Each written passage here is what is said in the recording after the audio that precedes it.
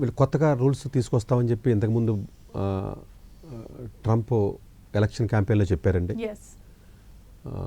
అవి తీసుకురావాలంటే వెంటనే ఇంప్లిమెంటేషన్ అవ్వాలంటే మనకున్నంతగా ఈజీగా సిస్టమ్స్ అక్కడ ఉండవు.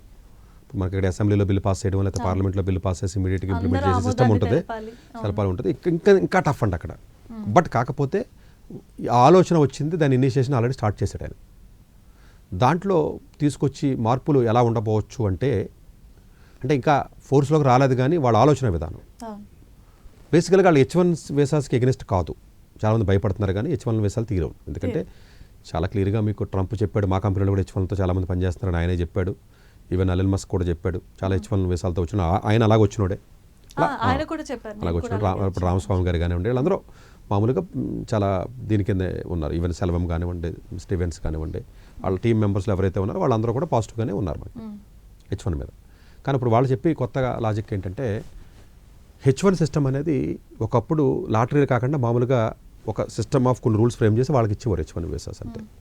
తర్వాత లాటరీ సిస్టమ్ వచ్చింది, జనం పెరిగారు కాబట్టి.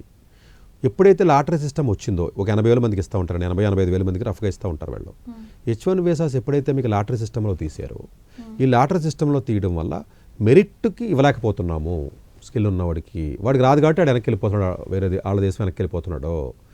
ఇక్కడ ఎవడైతే సరిగ్గా చదవకుండా స్కిల్ లేకుండా నార్మల్ సాలరీ ఎవడంటాడో ఆడికి H1 లాటరీ తగిలేస్తుంది. వీడికి తగిలేయడం వల్ల ఆడికి జాబ్ ఉండట్లేదు. H1 తగులుతుంది, జాబ్ లేదు ఆడికి. ఉన్న చిన్న చిన్న జాబ్లు 60,000 70,000 అక్కడ లోకల్ వాళ్ళకి ఎంప్లాయ్మెంట్ పోతుంది వీడి వల్ల.